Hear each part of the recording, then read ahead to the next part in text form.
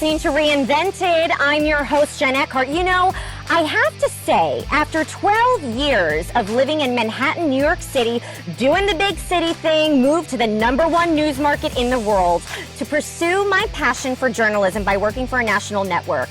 I now join the ranks of a long list of people who sort of woke up from their slumber and saw the light and was like, you know what?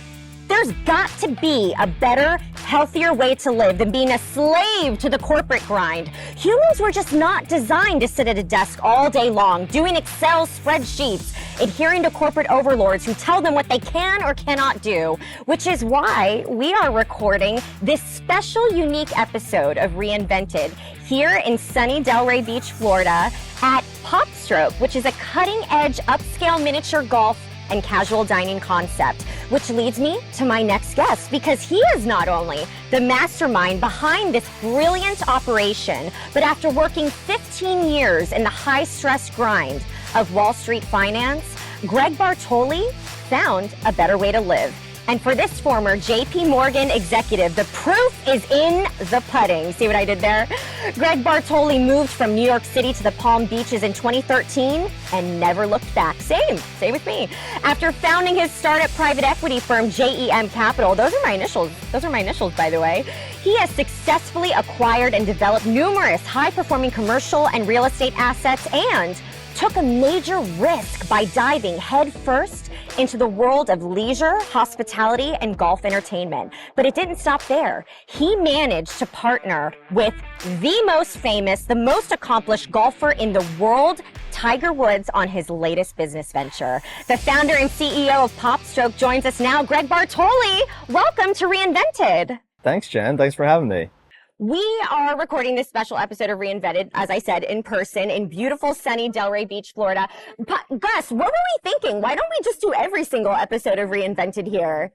Really? Greg, you have all this space. Why not give us like 15 feet, 15 feet twice a month? What do you say? Yeah, be happy to. It's a win-win. We do the interview, we get some drinks, we order some food, we play some mini golf. It's a win-win. So, see, it seems like a healthy work-life balance. You want a cocktail right now? We can get that for Yeah. you. Well, what I wanted to do was I want to play some putt-putt and ring the bell. Isn't there a bell that you push and they deliver it to you? It's all on your phone. Mobile app delivery of cocktails anywhere on the property.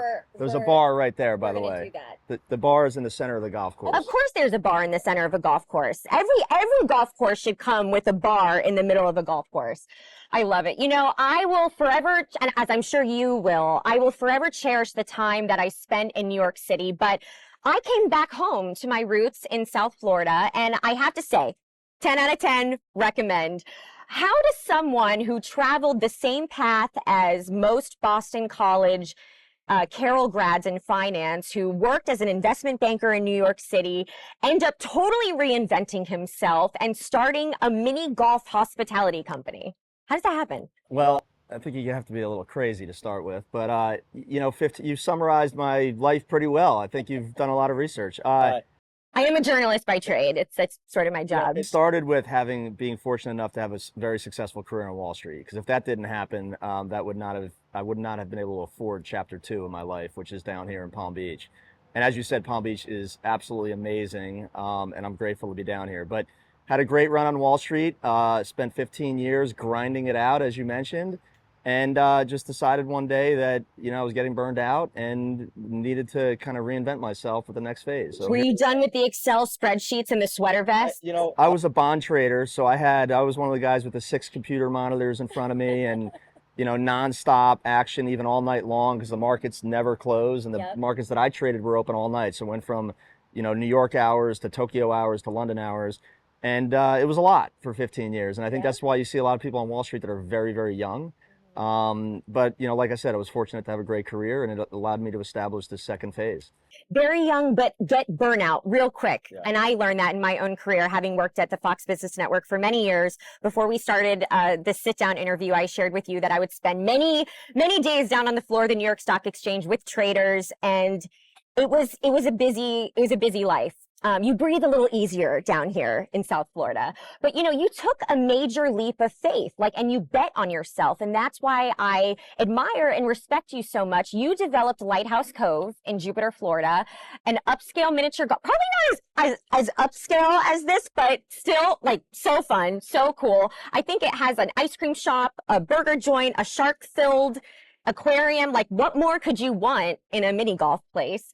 What I love about that though is that project was supposed to be sort of like a one and done sort of deal, which has now transpired into PopStroke Entertainment, which is so amazing. And I think you're now opening 30 PopStroke locations by the end of 2025. Do you sleep? Not really. I travel a lot, and I have 3 kids, so there's a lot going on. But yeah, as you mentioned, Lighthouse Cove was supposed to be a one and done. Jupiter, Florida was changing dramatically, getting a lot younger. And that's one of the real estate properties that I bought coming out of the financial crisis when I was working at JP Morgan. So my first foray really was into commercial real estate in South Florida. Thought that, a miniature golf course with a sports bar and playground and craft beers and everything else would fit the community there. It ended up taking off. We opened 3 of those throughout the state of Florida. And that ultimately gave way to what you see behind you here with PopStroke locations, as you mentioned, opening up all over the United States. I was just in Scottsdale, Arizona yesterday. We have 2 in Arizona, 1 in Scottsdale. Amazing. And the buzz out there is just remarkable. I mean, the place is packed. Everyone's been there. So now that the brand has left Florida into Texas, into Arizona, into Las Vegas now, Nashville, South Carolina, the Carolinas, it's extraordinary and it's fun. It's really fun. So you guys are obviously opening nationwide. Are you going international? We've had numerous international conversations, and the answer is yes. When we have the time to kind of explore different opportunities, but we're talking to partners potentially in the Middle East, Southeast Asia. TaylorMade is also one of our major partners at PopStroke. They provide all the putters and balls, and TaylorMade is owned by a Korean private equity firm, so they have a huge presence in Asia. And so there's been a lot of conversations in that part of the world. I have to ask, as a former investment banker living in New York for 15 years, where did your passion for golf come from, and why take a gamble on something like this? The golf introduction was my father, who was was born in Italy actually and came to the United States right after World War II. And he somehow or another as an immigrant became this amazing golfer, and he played collegiate golf. And there's a whole amazing story behind him and his success. But he really just introduced me to the game of golf. And, we didn't belong to a club or anything like that when I was a kid, but we'd play occasionally on vacation. And so that's where I really kind of was introduced to the game of golf. But I played basketball and baseball at a high level and was not really interested in golf that much other than an occasional round in the summer. But from a business standpoint, what we've built here makes a lot of sense economically, and it works. And if it didn't, wouldn't be doing it. But the passion for golf, was really started by my father in that relationship.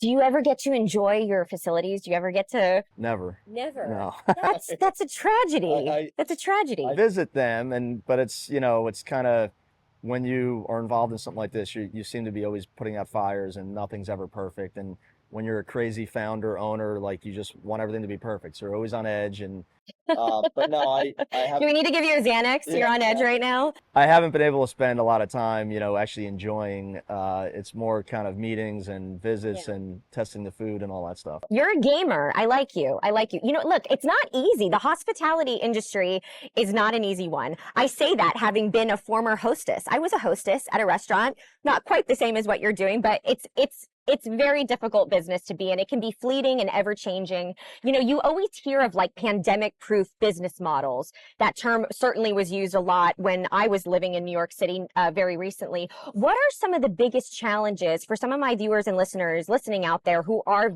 have an entrepreneurial spirit, who look up to you? What are some of the biggest challenges in getting started in a business like this? Well, you mentioned pandemic proof, and I will say that this business really took off and exploded in the middle of COVID. So without a governor like DeSantis, this business would have died. And, if you look at it, had I started this in California or New York, it would have been a one and done, because frankly, the government was shutting people down and businesses down, and it just wouldn't have worked. Down here, we opened our first, I would say, major venue in Fort Myers in the depths of COVID in 2020, and the place was packed. And, you're outside and it's an open air environment. And it just became this place where there were lines of people everywhere in Fort Myers, Florida, and it exploded during COVID.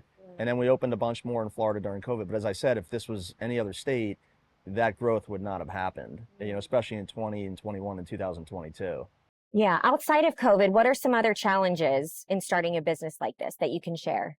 I mean, the restaurant industry is notoriously difficult and challenging. I would say that, we're fortunate. We have a great, great team. Our culinary team's amazing.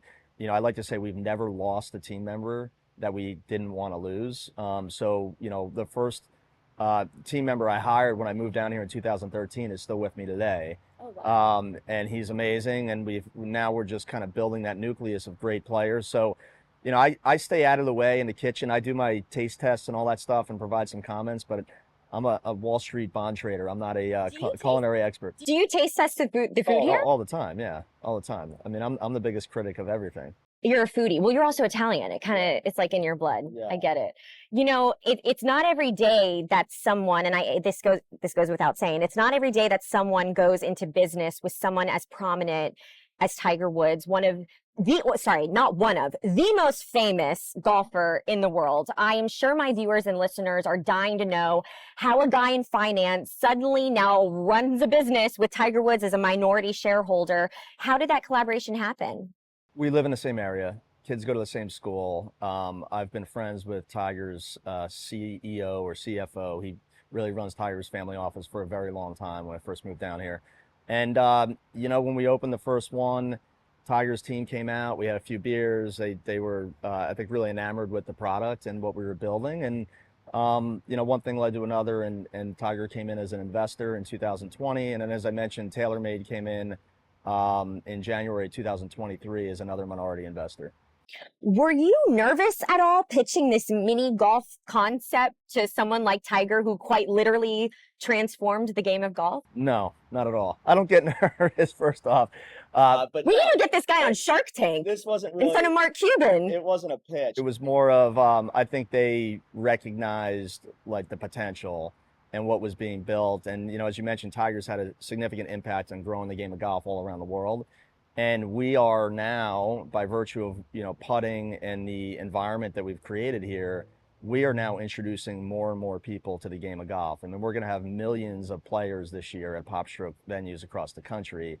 So when you look at PopStroke and Topgolf, there are more people playing golf at a venue like this than there are actually on a traditional golf course now. No kidding. And the numbers are really dramatically moving in that direction by a huge amount. So way more people here and Topgolf than you'd see on a regular golf course. Well, there must be some sense to what you're saying, because you guys do open at 9 a.m., which I asked you before. I was like, who is here on a Thursday playing mini golf at 9 a.m.? But apparently a lot of people, there's a market for it, for sure. What would you say is the biggest lesson you learned in collaborating with Tiger Woods on this particular business venture? His team has been involved over the years initially in some of the design elements of the golf course. So that was, Tiger has a great design team and design operation. But, it's our operations, our operators. We have an amazing team of professionals that work here, and it's not easy to open these things and scale them across the country. Tiger's been a valued investor and partner. And as I mentioned, his brand across the world, as you said, is pretty much stronger than anyone's in the game of golf. And TaylorMade also has an incredible brand in the golf equipment space. So when you put the three together of PopStroke, Tiger, and TaylorMade, it's a force in the game of golf, certainly. But, while you see this golf course behind you, 80% of our guests don't play golf, right? So about 20 to 25% of our guests are golfers. Somewhere between 70 and 80% are just out here looking to have a cocktail, dance to the music at night, watch all the games on TV, come and play cornhole and foosball. So we have two tremendous golf partners. But believe it or not, the vast majority of our guests they're not even golfers. I love that. And that's what's so unique and special about this place, because you don't have to know how to play golf. You don't even have to have held a putter in your life. And you just come here and have fun. And you can even order drinks to you, which is I'm all about that. I love that.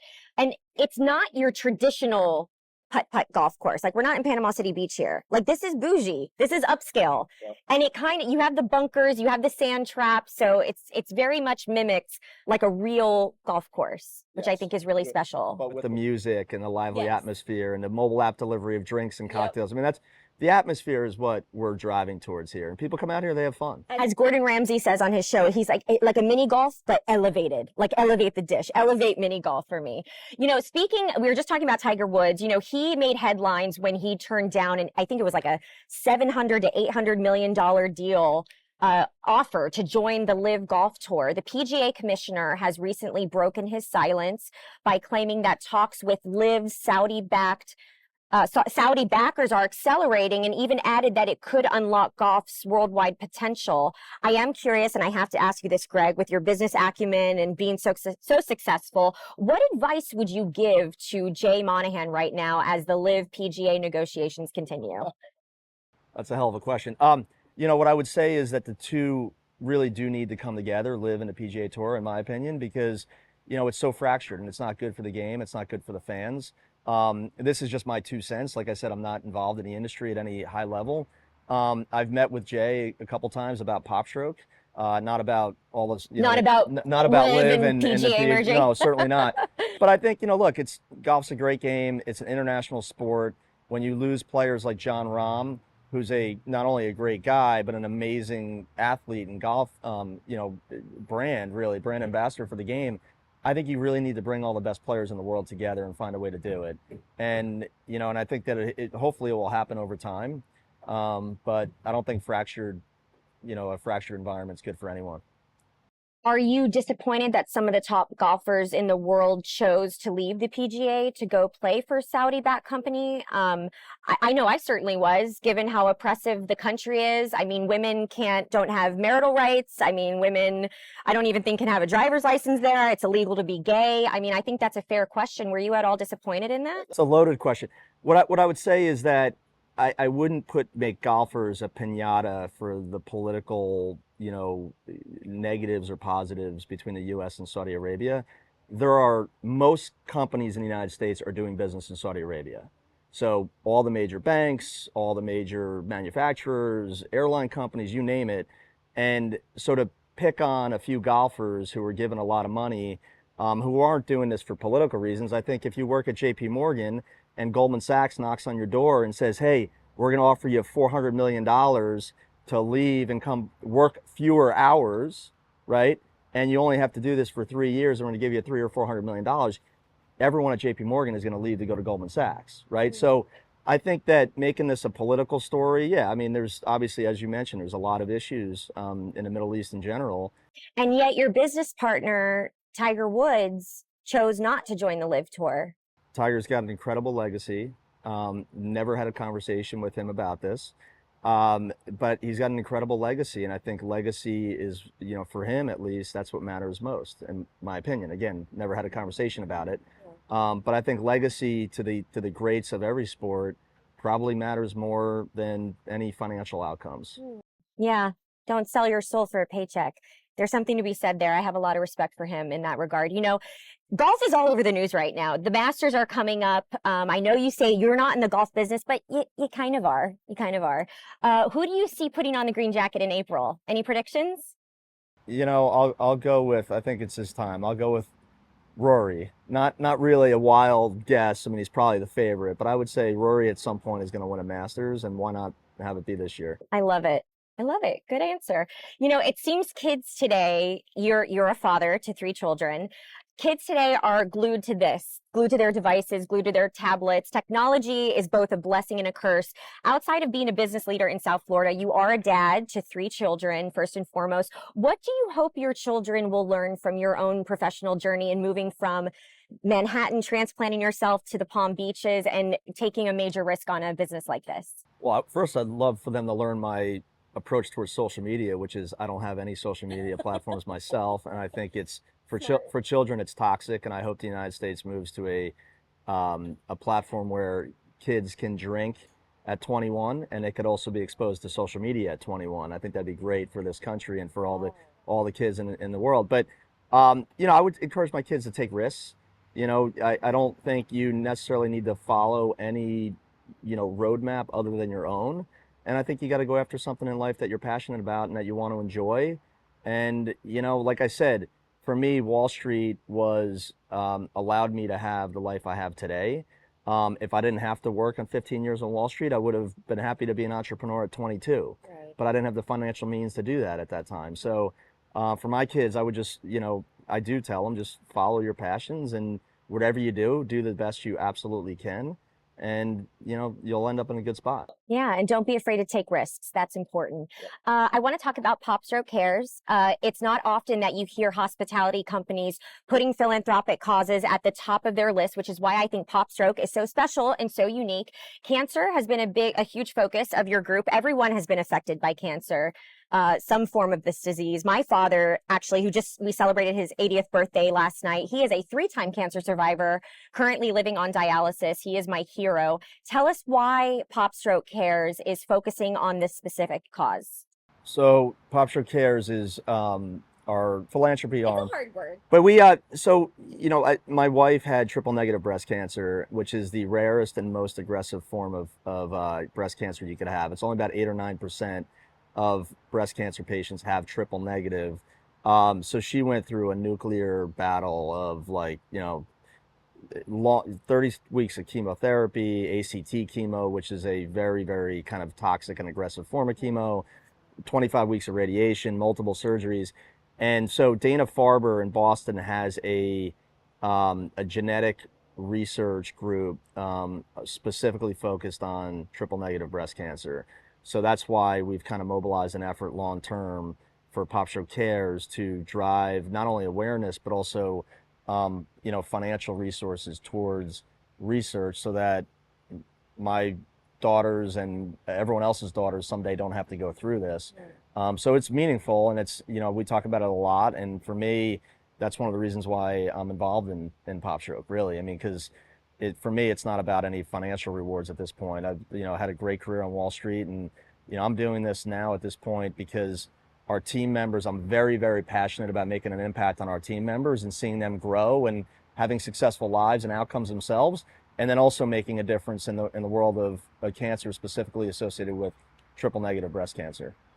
I love that. That's so important. What do you have planned for PopStroke Cares coming up in 2024? Well, we raise money throughout the year through roundups, and then we do in October, we do $1 on every single round gets donated to Dana-Farber. So we're going to raise, hundreds of thousands of dollars this year for Dana-Farber specifically. Just in October alone, we raised $90,000 last year. Wow. So, the big momentum. And then personally, I'm also involved on a personal level outside of PopStroke Cares with Dana-Farber. And, we're excited about the long-term prospects of that relationship. And I hope someday we can sit here and have a conversation about the fact that, breast cancer has been eliminated and women don't have to go through that, unfortunate battle. You are making a significant impact in that. And seriously, as a woman, we thank you for that. So, I want to transition our conversation to PopStroke, which is this gorgeous location that we're at. So for my viewers and listeners out there who are listening, who have not been to a PopStroke location, they're like, what the heck is this? Tell us about PopStroke and what sets it apart from other mini golf companies. Well, I don't even know if there are other mini golf companies really out there. I don't know. I spent a spring break or two in Panama City Beach, and let me tell you, there's some rough putting courses over there. So the 80s, no offense, PCB, I love you. The 70s, 80s, and 90s had, the traditional mini golf, I guess, with the pirate ships, the lions and the tigers and the pirate ships right. and all that. This is kind of a modern spin. What we're excited about at PopStroke is the fact that we resonate with people across all generations. So I tell this story a lot when people ask me, why did I think of this idea, that you see around you here? And it was really to connect and resonate with every single generation, right? So if you think about it, when I started this, my son was a year old, right? Wow. When we Lighthouse Cove, now he's 12. But as I've seen him, for example, and I'll just use him as an example, as an 8-year-old, 10-year-old, 12-year-old, him and his soccer team all over the state of Florida, they're hitting PopStroke and they're running around having milkshakes and having a great time and putting. And then you also see him someday as a high school, college student, and he'll be out here with his friends. And then you see him as a young professional on dates and when he's 25. And then also as he becomes my age in his 40s, Oh, all the girls are going to want to come here. Like, hey, my dad is the founder and CEO of this place. That's pretty cool. But to be able to connect across generations, like my dad will be out here putting, with my mom, and, having grandparents and children and everyone in between. And I think that's really what's compelling about what we do here. I love it. What I personally love about PopStroke, and I mentioned this, is that it's built entirely with synthetic turf, fairways, bunkers. It really does mimic your traditional golf course in a sense. This unique golf experience can be played by anyone, no matter your age, ability, whether you've even picked up a golf club before. But my favorite feature is the app. You can actually, while you're putting, you can order drinks from the app. Tell us about the app, how that works exactly. So that's another company that I co-founded in 2020 called Herd, which drives the entire mobile app experience throughout PopStroke. So everything from like our inventory management to our digital menu boards to, as you mentioned, the guest experience with direct-to-guest mobile app ordering. So when you're on any hole out there, you place an order if you want a Corona and your boyfriend wants a Tito's and soda. We know exactly where you are, and within 2 minutes, you'll have a drink delivered right to you. And just pay by click on your phone, Apple Pay, and you're done. Every golf junkie dreams of being in your shoes, running a golf entertainment company with some of the biggest names in golf. You brought, as you mentioned earlier, TaylorMade on as a partner. How does partnering with that specific company put you guys in a winning position? Well, I'll speak to TaylorMade for a second. They have, in my opinion, the greatest management team in the game of golf. David Abelese, who's a good friend of mine, I think is an unbelievable CEO. I think TaylorMade is the best brand in golf equipment. And all of your clubs here, I think, are TaylorMade, right? We have TaylorMade upgraded putters so you can putt with Rory McIlroy's putter that he uses on the PGA Tour. Every guest at PopStroke gets a co-branded TaylorMade PopStroke souvenir golf ball. So they're wonderful partners. They've been great friends of ours for the last year and a half since they came into the PopStroke family, and I'm excited about what the future brings. You see competitors like Drive Shack out there, Topgolf. You're not even fazed by them, and I find that so fascinating. But like, they are a competitor, and you did share with me that you're going to be opening up something. I don't know if that was off the record. I'm sorry if I'm blowing your cover here, but if you can share that, share a little bit about your new West Palm Beach location that's going to be opening next to the airport. Yeah, so it's opening on the airport grounds later this year in December. We have it's a flagship PopStroke location with a rooftop pool, cabanas, a VIP sushi lounge. And it's going to be amazing. It's got 6 or 7 jumbotrons, so 25-foot TVs throughout the property. And we're going to be, since we all live here in Palm Beach, it's going to be our flagship location. So Drive Shack is shaking in their boots right now. They're very nervous. They're very nervous. Now, if you open a location there, are you going to have an area where people can actually like use a driver? Or just putting? Oh, it's just putting. We stick to putting. The great thing about putting is everybody can do it. It's not intimidating. Okay. For a lot of people have never hit a 5-iron before. Right. That could be an intimidating experience. Yep. For us, like I said earlier, whether you're 5 years old or 90 years old, everybody can putt. Right. So throughout the time of day, we have all these different generations of people. And I think that's frankly what separates us from some of those other brands you mentioned, is kind of our reach with some of these, different age demographics.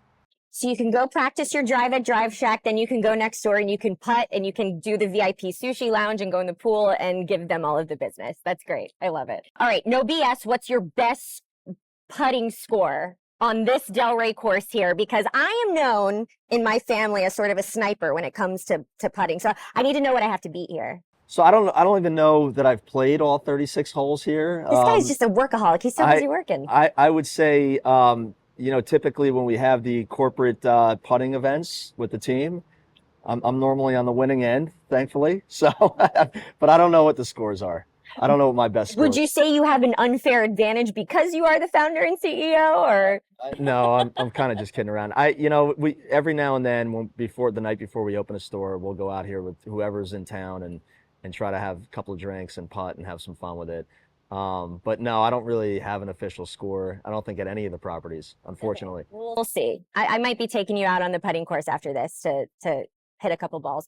Are you a fan of the movie Happy Gilmore? I am. I'm a fan of Adam Sandler, but I'm more of a Caddyshack guy. You're an old school golf movie guy. I am. I love, a lot of 80s movies. They're great. And Caddyshack's at the top of the list. Yeah. I'm just going to run around here like a maniac after we wrap shooting. And I'm just going to quote like, "You're going to die, clown." I'm going to just quote Happy Gilmore till the cows come home. What do we have to do to get Adam Sandler here at PopStroke? I'd love you. Why don't you get him here? Me? Yeah. Is he on your list of future? Maybe we'll make it happen. You heard it here first. Greg Bartoli, this is our call to Adam Sandler. Come on the Reinvented podcast. We'd love to have you. Sandler would love it here. By the way, that's your next marketing plan. You're welcome. Yeah. I'm available for hire if you need me. Reinvented, is big on featuring people from all walks of life who are either reinventing themselves or disrupting their circumstances to achieve extraordinary outcomes. It seems that you and PopStroke really check every box in that respect. And Greg Bartoli, thank you so much for taking the time to come on Reinvented to share a bit of your story of reinvention and your company that is quite literally reinventing the game of putt-putt, your philanthropic efforts, and for inspiring people to sort of think outside the box. Life is supposed to be fun. Screw your 9-to-5 cubicle job. I couldn't agree more. Thanks for having me. Appreciate it. To all my viewers and listeners, be sure to rate, review, and subscribe to Reinvented with Jen Eckhart. That's available wherever you get your podcasts. Spotify, Apple, YouTube, you name it, it's there, even iHeartRadio. I'm Jen Eckhart. That was Greg Bartoli. Thank you for listening.